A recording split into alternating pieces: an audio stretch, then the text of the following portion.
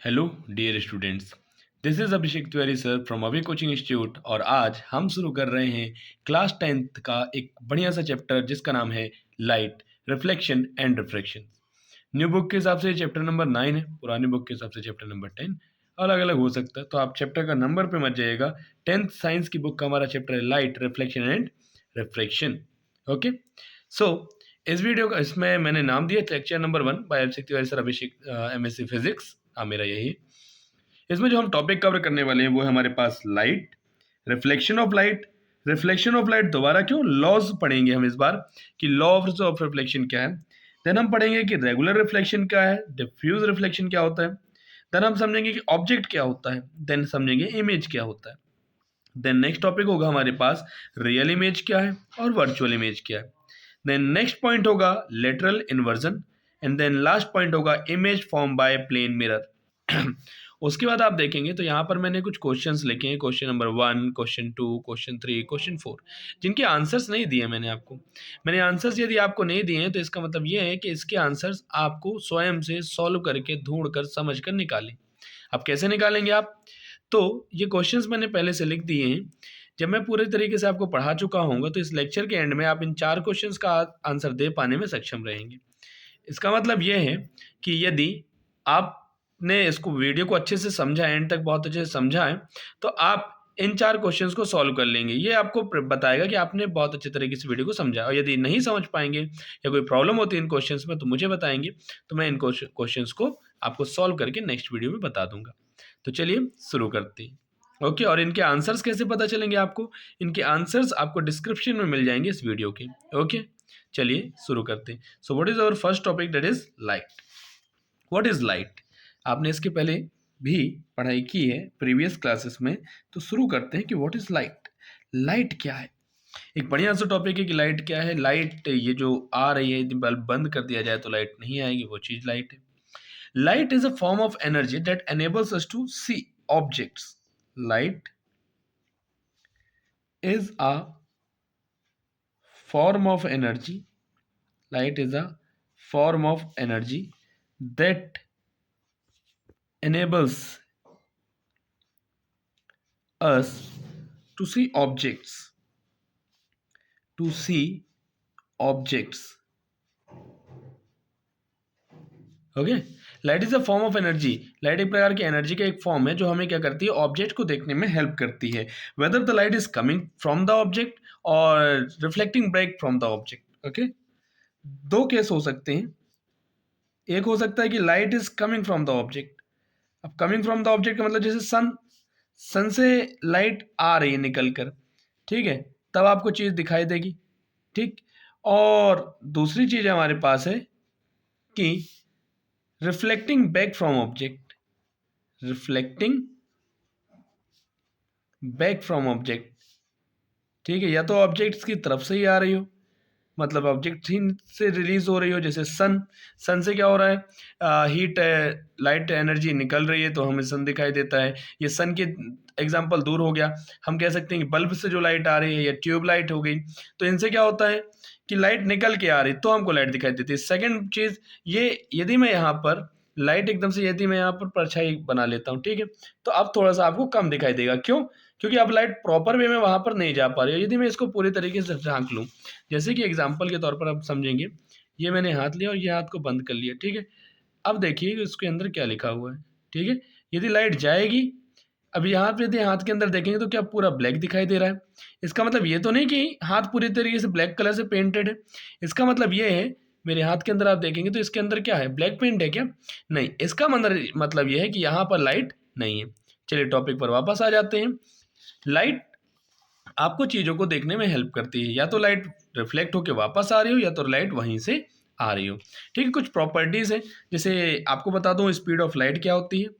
Speed of light मैं actual वाली भी बताऊंगा और जो एक्चुअल वाली नहीं है वो भी बताऊंगा। जैसे आपको बता दूं, स्पीड ऑफ लाइट जो ली जाती है वो होती है 3 × 10⁸ मीटर पर सेकेंड। ये एक एग्जैक्ट वैल्यू है जो आपको याद करने में इजी होगा, इसलिए इसको राउंड अप करके ऐसा लिखा जाता है। बट मैं एक्चुअल वैल्यू आपको लाइट की बता दूं, वो है 29,97,92,458 मीटर पर सेकेंड। 29,97,92,458 मीटर पर सेकेंड। सोचिए इतनी तेज स्पीड से लाइट चलती है। ओके, सो लाइट के बारे में हमने बेसिक समझा। Light is a form of energy that enables us to see. Light या तो लाइट ऑब्जेक्ट से आ रही हो या तो रिफ्लेक्ट होके आ रही हो। स्पीड ऑफ लाइट क्या है? 3 × 10⁸ मीटर पर सेकेंड, 29,97,92,458 मीटर पर सेकेंड। ओके, एक चीज और बता दूं मैं आपके नॉलेज के लिए कि white light is a mixture of 7 colours. White light is a mixture of 7 colours. 7 colours का मिक्सचर होता है। और उसका नाम कैसे याद रख सकते हैं आप? VIBGYOR। हम इसको कहते हैं VIBGYOR. Violet, indigo, blue, green, yellow, orange, red.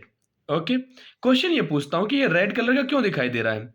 क्योंकि जब व्हाइट लाइट इस पर पड़ती है तो ये क्या काम करता है? Violet, indigo, blue, green, yellow और ऑरेंज इन सारी लाइट्स को एब्जॉर्ब कर लेता है। इसलिए और किसको एब्जॉर्ब नहीं कर पाता है? रेड लाइट को। इसलिए रेड लाइट इससे टकरा कर वापस आ जाती है, बाकी सब एब्जॉर्ब हो जाते हैं। इसलिए ये हमें रेड कलर का दिखाई देता है। वैसे ही ये ब्लू कलर क्यों दिखाई दे रहा है? व्हाइट लाइट इसमें सातों के सातों कलर का मिक्सचर इस पे जाता है, टकराता है, लेकिन सातों कलर में जो है बाकी 6 कलर एब्जॉर्ब हो जाते हैं, लेकिन ब्लू लाइट रिफ्लेक्ट होकर हमारी आंखों में वापस आती है, इसलिए हमें ब्लू कलर का दिखाई देता है। सेकेंड पॉइंट पर आते हैं, रिफ्लेक्शन ऑफ लाइट। हमारा नेक्स्ट टॉपिक क्या है? Reflection of light. ठीक है, समझते हैं रिफ्लेक्शन ऑफ लाइट के बारे में। Topic number 2, reflection of light. Okay, suppose कर लीजिए कोई भी चीज है, ये चीज आपको कब दिखाई देती है? लाइट जाके टकराती है, टकरा के आपकी आंखों में वापस आती है, तब ये हमारे पास कहलाती है कि हाँ, तब हमें ये चीज दिखाई देती है। तो इसका मतलब ये है, रिफ्लेक्शन ऑफ लाइट का मतलब ये है कि जब लाइट जाए, ठीक है, लाइट यूं जाती है, टकराती है सरफेस पे और टकरा के वापस लौट जाती है सेम मीडियम में, तो this is what we call reflection of light. ये आने वाली रे को इंसिडेंट रे और जाने वाली रे को रिफ्लेक्टेड रे कहते हैं। Okay, the process of sending back of light, ये हो जाएगा हमारे पास। इसकी छोटी सी डेफिनेशन समझ लेते हैं। The process of sending back the light in the same medium, the process of sending back the light in the same medium is called reflection of light। Light को उसी मीडियम में वापस भेज जाना, टकरा कर वापस लाइट का हो जाना। यदि मैं एक बॉल फेंकूं इस प्रकार से, ठीक है, तो बॉल जाएगी, टकरा कर निकलेगी, तो इसे हम कहते हैं रिफ्लेक्शन। तो यहाँ पे लाइट के टाइम पे लाइट जाती है इस प्रकार से और जाके वापस निकलती है, ये हमारे पास क्या कहलाएगा? Reflection of light. Next topic पर आते हैं जो इंपॉर्टेंट है। रिफ्लेक्शन तो बस एक नॉर्मल सा पॉइंट था। नेक्स्ट टॉपिक हमारे पास हो जाएगा लॉज ऑफ रिफ्लेक्शन। और लॉज ऑफ रिफ्लेक्शन समझना आपके लिए बहुत ज़्यादा इंपॉर्टेंट है। क्यों? क्योंकि इसके बेस पर बहुत सारे न्यूमेरिकल क्वेश्चंस बन सकते हैं। तो समझते हैं लॉज ऑफ रिफ्लेक्शन। सो पहले मैं आपको एक डायग्राम एक्सप्लेन कर दूं कि what is the diagram to understand the laws of reflection. Okay, ठीक, ये हमारे पास एक रे है, जिस रे को हम कहेंगे इंसिडेंट रे। क्या नाम दिया जाएगा हमें? इसे इंसिडेंट रे। ठीक है, जो रे आ रही है उस रे को हम क्या नाम देते हैं? Incident ray. आगे बढ़ते हैं इसी में। यहां पर हम क्या करेंगे? एक स्केल के थ्रू यहां पर एक ऐसी लाइन बनाएंगे जो इसके साथ कितने डिग्री बना रही होगी? 90 डिग्री। हम इसे नॉर्मल कहते हैं। ठीक है, जब लाइट आएगी तो कुछ ना कुछ एंगल बना के आएगी आई, हम इसको कहते हैं एंगल ऑफ इंसिडेंस। क्या नाम दिया जाएगा? Angle of incidence. अब कहानी है, जब लाइट आ रही है, टकरा रही है, टकराने के बाद वापस लौटेगी, रिफ्लेक्ट होगी, तो ये जो लाइट जा रही है इसको हम कहेंगे रिफ्लेक्टेड रे। ओके, और ये जो एंगल बनेगा नॉर्मल के साथ में, किसके साथ में? इस 90 डिग्री के। याद रखिएगा, मिरर के साथ में नहीं, नॉर्मल के साथ में जो एंगल बनेगा उसे हम कहेंगे एंगल ऑफ रिफ्लेक्शन। इस डायग्राम को बहुत अच्छे तरीके से समझने का प्रयास कीजिएगा। ये कहलाएगा एंगल ऑफ रिफ्लेक्शन। और ये हमारे पास जो सरफेस थी, ये क्या थी? Reflecting surface. ओके, ये फिनोमिना तो थोड़ा सा आपने देख लिया, डायग्राम के थ्रू समझा कि लाइट जो आती है, आने वाली रे को हम इंसिडेंट रे कहते हैं, जाने वाली रे को रिफ्लेक्टेड रे कहते हैं। जो बीच में एक लाइन है जो इस आईने के साथ 90 डिग्री का एंगल बना रही है, हम इसे कहते हैं नॉर्मल। इस 90 डिग्री के एंगल मतलब 90 डिग्री की जो लाइन बनी हुई है जिसे हम नॉर्मल कहते हैं, नॉर्मल के साथ इंसिडेंट रे जो एंगल बनाती है वो एंगल ऑफ इंसिडेंस है, और नॉर्मल के साथ रिफ्लेक्टेड रे जो एंगल बनाती है वो एंगल ऑफ रिफ्लेक्शन है। आते हैं सबसे पहले फर्स्ट लॉ पर, ओके, देन हम सेकेंड समझेंगे। फर्स्ट लॉ है हमारे पास, incident ray, reflected ray and normal at the point of incidence all lie in the same plane. फिर से थोड़ा सा मेरे पास आ रहा था, ये हो जाएगा incident ray, reflected ray and normal at the point of incidence, at the point of incidence all lie in the same plane, in the same plane। अब इसका मतलब क्या होगा, ये आने वाली रे, जाने वाली रे और ये जो नॉर्मल बनाया था ये एक ही प्लेन पर होते हैं। फिर से इंसिडेंट रे, रिफ्लेक्टेड रे, ये नॉर्मल एक ही प्लेन पे होते हैं। आप देख रहे हैं एक ही प्लेन पेपर पे हम इसको बना सकते हैं। अर्थ समझना तो थोड़ा सा अनर्थ की तरफ जाकर देखते हैं। लाइट रे ये इस प्रकार से जा रही है, ठीक है, इंसिडेंट रे ये है, नॉर्मल ये है। यदि ये लाइट रे ऊपर आती तो क्या एक ही पेपर पे बना सकते थे हम इसको? नहीं, एक ही पेपर पे बन रहे हैं, इसका मतलब ये क्या है, एक ही प्लेन पर है, ठीक है। सेकेंड पर आते हैं। सेकेंड लॉ ये है कि angle of incidence is always equal to angle of reflection. ये इंपॉर्टेंट है हमारे लिए। ये होगा अपने पास angle of incidence is always equal two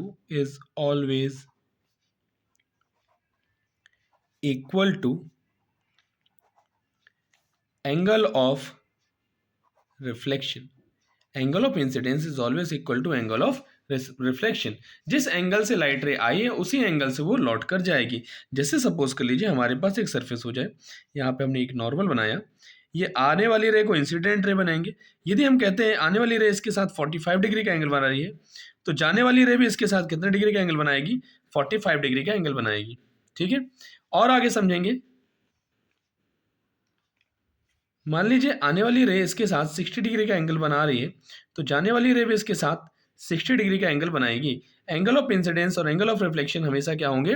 equal होंगे। क्वेश्चन थोड़ा सा घुमा के पूछा जा सकता है, कह रहे हैं एक क्वेश्चन ये भी पूछा जा सकता है, मान लीजिए एक मिरर है हमारे पास, ठीक है, ये मिरर की सरफेस हो जाती है, ये नॉर्मल है, कह रहे हैं एक ऐसी लाइन आई जो बिल्कुल सीधे आई इसी के साथ, एकदम इसी के ऊपर से, हमारा नॉर्मल था, नॉर्मल के ऊपर मान लीजिए हमारे पास एक ये नॉर्मल था, यहीं पर एक इंसिडेंट रे आई। अब बताइए इंसिडेंट रे नॉर्मल के साथ कितने डिग्री का एंगल बना रही है? सोचिए सोचिए, देखिए ये इसी के साथ 0 बनाएगा, ये 90 होगा, ये 180 होगा। क्योंकि एक लाइन दूसरे के ऊपर है तो इसमें एंगल ऑफ इंसिडेंस कितना है? 0 डिग्री। तो एंगल ऑफ रिफ्लेक्शन भी क्या होगा? 0 डिग्री। तो जिस एंगल से आई है उसी एंगल से क्या हो जाएगी? वापस लौट जाएगी। एक और क्वेश्चन बन सकता है इससे कि सपोज कीजिए, आपको क्वेश्चन दिया जा सकता है कि question suppose an incident ray is making an angle of 30 degree with a plane mirror. कह रहे हैं प्लेन मिरर के साथ 30 डिग्री का एंगल बनाती है। इसको लिख देता हूं मैं एक बार क्वेश्चन आपके लिए। Suppose incident ray makes an angle of 30 degree with plane mirror. What is the angle of reflection? चलिए बताओ एंगल ऑफ रिफ्लेक्शन क्या होगा? What is the angle of reflection? जो स्टूडेंट्स जल्दबाजी में होते हैं ना वो बोल देते कि 30 डिग्री, पर थोड़ो बच्चों समझो बेटा, समझना इंपॉर्टेंट है। रुको जरा, सब्र करो। कह रहे हैं कि ये जो एंगल है हमारे पास 30 डिग्री है, तो भाई साहब अपना एंगल ऑफ इंसिडेंस तो ये होता था ना नॉर्मल के साथ जो बनता था। अभी बोलो नॉर्मल मतलब 90 डिग्री बना रहा है, यदि ये 30 है तो ये कितना? 90 में से 30 माइनस कीजिए, जल्दी कीजिए, 0.06, ये कितना हो गया 60 डिग्री। तो एंगल ऑफ रिफ्लेक्शन भी क्या होगा 60 डिग्री। इसका आंसर क्या हो जाएगा 60 डिग्री। बात समझ में आ गई। ये था अपने पास सेकेंड लॉ का न्यूमेरिकल एग्जाम्पल। आइए नेक्स्ट पॉइंट पर आते हैं। नेक्स्ट क्या था हमारे पास, हमारा नेक्स्ट पॉइंट था अपने पास रेगुलर एंड डिफ्यूज रिफ्लेक्शन। तो समझते हैं कि रेगुलर रिफ्लेक्शन क्या होता है, देन डिफ्यूज रिफ्लेक्शन क्या होता है। ठीक है, तो रेगुलर एंड डिफ्यूज रिफ्लेक्शन नया टॉपिक है हमारे पास, हम उसको समझने जा रहे हैं। रेगुलर रिफ्लेक्शन का मतलब क्या होगा और डिफ्यूज रिफ्लेक्शन का मतलब क्या होगा, दोनों को हम डायग्राम के थ्रू समझेंगे। जब आप आईना देखते हैं तो उसमें से लाइट रिफ्लेक्ट होकर आपके पास आती है और आपको अपनी फोटो बहुत सुंदर तरीके से दिखाई देती है। आपकी सुंदरता का तो जवाब ही नहीं है। किंतु बंधु, यदि मैं कहूं कि यदि रिफ्लेक्शन हो ही रहा है तो इससे भी रिफ्लेक्शन हो रहा है, मैं इस कॉपी में अपना चेहरा क्यों नहीं देख पा रहा हूं। तो यहां पर आता है कॉन्सेप्ट रेगुलर रिफ्लेक्शन और डिफ्यूज रिफ्लेक्शन का। समझेंगे। मान लीजिए एक सरफेस है, बिल्कुल स्मूथ सरफेस है, ठीक है, जैसे आईना, कोई भी गड्ढा गुड्डी नहीं है इसमें, कोई भी प्रॉब्लम नहीं है। और एक सरफेस है हमारे पास इस प्रकार से खुरदुरी सी, ठीक है, ये खेत की सरफेस हो गई, ये आईना हो गया आपका। जब लाइट रे पैरेलल आएंगी इस प्रकार से, क्योंकि हर एक जगह पर नॉर्मल सेम बनेगा, है ना। नॉर्मल क्या बनेगा, बिल्कुल एकदम सेम बनेगा हर एक जगह पे।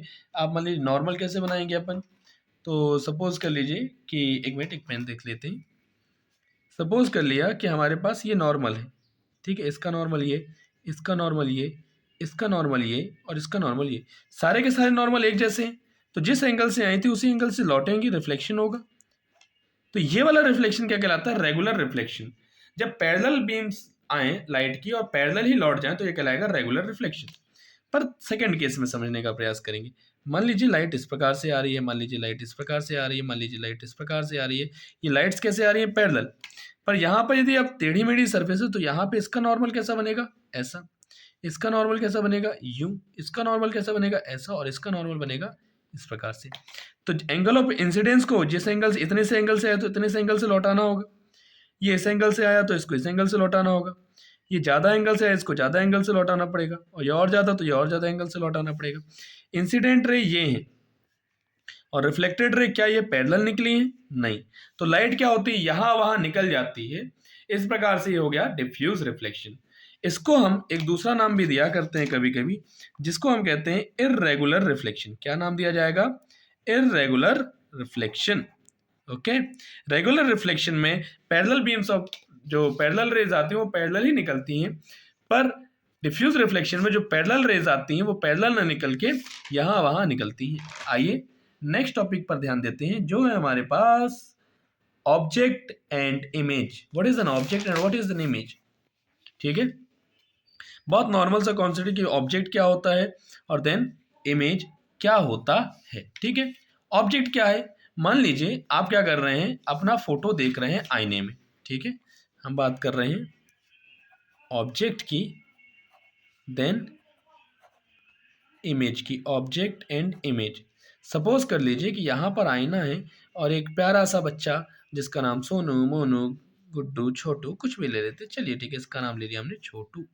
आप अपना नाम कमेंट कर सकते हैं, वेट कीजिएगा।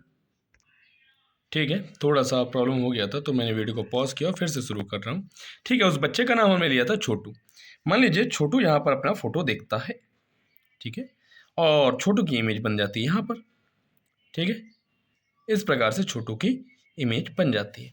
तो ये जो छोटू है जिसकी फोटो सामने बन रही है, छोटू हमारे लिए क्या कहलाएगा, ऑब्जेक्ट कहलाएगा। और ये जो फोटो अंदर बन रही है हम इसे कहते हैं इमेज। ठीक है, क्लियर है ये वाली बात। यदि आप कोई दूसरा एग्जांपल ले सकते हैं, सपोज किया कि यहाँ पर आपने कोई ऑब्जेक्ट रख दिया है और मान लेते हैं कोई आम, सेब, केला, कुछ भी रख दिया आपने। इसकी इमेज यदि यहाँ पे बनती है, इसकी फ़ोटो यदि यहाँ पे बन रही है, तो ये चीज़ हमारे लिए क्या कहलाएगा, ऑब्जेक्ट। और देन ये चीज़ हमारे लिए क्या कहलाएगा, इमेज। ओके, ऑब्जेक्ट हो गया एंड इमेज हो गया। देन हम शुरू करते हैं real and virtual image. Okay, real image क्या होगा और देन वर्चुअल इमेज क्या होगा। ठीक है, जल्दी से कंप्लीट कर लेते हैं, बहुत लंबे टॉपिक नहीं है। अभी इमेज फोटो तो बन रही है, तो फोटो दो प्रकार की होती है, real image and virtual image के बारे में हम समझते हैं। रियल इमेज का मतलब क्या होता है? रियल इमेज जो बाहर इमेज बनी, सबसे पहले हम बात करते हैं वर्चुअल इमेज की। आपने आईना देखा है, मिरर? मिरर के अंदर जो आप फोटो देखते हैं, मैं वर्चुअल इमेज की बात कर रहा हूँ। Mirror image is a virtual image. आईने के अंदर जो आप फोटो देखते हैं अपनी, क्या उसको आप जाके टच कर सकते हैं? बिल्कुल नहीं, आप उसको जाके टच नहीं कर सकते। हम उस इमेज को क्या कहेंगे? मिरर इमेज कहेंगे। जबकि जो प्रोजेक्टर के बाहर, जैसे आप अभी वीडियो देख रहे हैं, वीडियो के अंदर यदि फोटो वगैरह देख रहे हैं, आप मेरा वीडियो देख रहे हैं, तो यहाँ पे जो पेन की इमेज बन रही है, मिरर सॉरी वर्चुअल इमेज कहलाएगी। क्यों? क्योंकि ये अंदर है। और जैसे हम प्रोजेक्टर, आपके स्कूलों में प्रोजेक्टर होगा, प्रोजेक्टर से लाइट सामने आती होगी एकदम, या कह लीजिए सिनेमा जब आप देखते हैं, मूवी थिएटर में जाते हैं, तो लाइट क्या आती है? सामने आती है। यदि आप बीच में आ जाएंगे तो आपके हाथ के ऊपर उसकी फोटो बनने लग जाएगी, तो वो क्या कहलाएगी? रियल इमेज कहलाएगी। नॉर्मल से टॉपिक थे इसलिए मैं जल्दी से खत्म कर रहा हूँ। लेटरल इन्वर्जन भी एक बार आपको बता दूं कि what is lateral inversion. Lateral inversion, इसका डायग्राम बना के थोड़ा अच्छे से समझ सकते हैं हम इसको। मान लीजिए आपकी एक सरफेस है यहाँ पर, और यहाँ पर लिखा है इस प्रकार से लेटर बी। सामने यदि आप आईना रखेंगे तो आपको इस लेटर का बी बी ने से नहीं दिखाई देगा, ये दिखाई देगा उल्टा। तो ये जो होता है साइडवे, जो पलट जाती है इमेज हमारी, जो फोटो यहाँ से इस साइड से उस साइड हो जाती है। जैसे आप आईने के सामने जब आप खड़े होंगे, आप अपना राइट हैंड उठाएंगे तो सामने आपको उसका, यदि आप समझने का प्रयास करेंगे तो वो राइट का लेफ्ट हैंड दिखाई देगा। ये चीज़ क्या कहलाती है हमारे पास? लेटरल इन्वर्जन, मतलब फोटो का डुप्लीकेट हो जाना। ठीक है, लेटरल इन्वर्जन डेफिनेशंस वगैरह नहीं लिखवा रहे हैं। लास्ट टॉपिक है image formed by real image, sorry mirror. Image formed by mirror. Mirror किस प्रकार से इमेज बनाता है तो समझेंगे, कुछ नहीं टेंशन लेनी है। आपको बता दूं, सपोज कर लीजिए कि ये हमारे पास क्या है, कोई ऑब्जेक्ट है। इससे बता दूं ये क्लियर बात हमेशा, यदि ये 2 मीटर का डिस्टेंस है तो इसकी इमेज भी प्लेन मिरर में 2 मीटर दूर ही बनेगी। अब कैसे बनेगी इसको समझिए। सपोज कर लीजिए कि एक लाइट है जो सामने जा रही है, ठीक, अब आईने के अंदर तो जा नहीं सकती, तो इसी रास्ते में क्या होगी? वापस लौट आएगी। तो आप इसको डॉट डॉट करके पीछे की तरफ बढ़ा सकते हैं। एक लाइट है जो ये जा रही है, तो यहाँ पे एक नॉर्मल बना लेते हैं, क्योंकि यहाँ पे रिफ्लेक्शन तो होना ही होना है, एंगल ऑफ इंसिडेंस। तो ये क्या होगी? इस प्रकार से लौटेगी। अब आगे जाके तो इन्फिनिटी चली जाएगी, तो हम भी इसको पीछे खींचते हैं, और जहाँ जाकर ये मिलेगी वहाँ पर ही हमारी क्या बनेगी? इमेज बन जाएगी। जितनी दूर पर ऑब्जेक्ट है मिरर से, उतनी दूर पे क्या बनेगी? इमेज। तो बताओ भाई, ऑब्जेक्ट और इमेज के बीच का डिस्टेंस कितना हो गया है? 4 मीटर। इस टॉपिक को मैं नेक्स्ट टाइम पे फिर से और अच्छे से क्लियर करने का प्रयास करूंगा। फिलहाल ये 4 क्वेश्चंस जो आपको दिए हैं, इसका आंसर आपको डिस्क्रिप्शन में मिल जाएगा, तो इनको जल्दी से सॉल्व करने का कोशिश कीजिए और समझिए इस बात को कि आपको करना है इस चैनल को सब्सक्राइब। और सब्सक्राइब करने के साथ साथ अपने 10th क्लास के जो भी स्टूडेंट हैं, भाई बहन, ठीक है, और दोस्त वगैरह, उनको बता दीजिए कि भाई थोड़ा सा पढ़ाई चालू कर दे। ठीक है, चैनल को सब्सक्राइब कर दीजिए। और भी बेहतर पढ़ना चाहते हैं तो आइए, अभी कोचिंग इंस्टीट्यूट में आपका स्वागत है। तिलक कॉलेज रोड पर हमारी कोचिंग है, स्वागत है आपका। तब तक के लिए गुड डे, थैंक यू, धन्यवाद।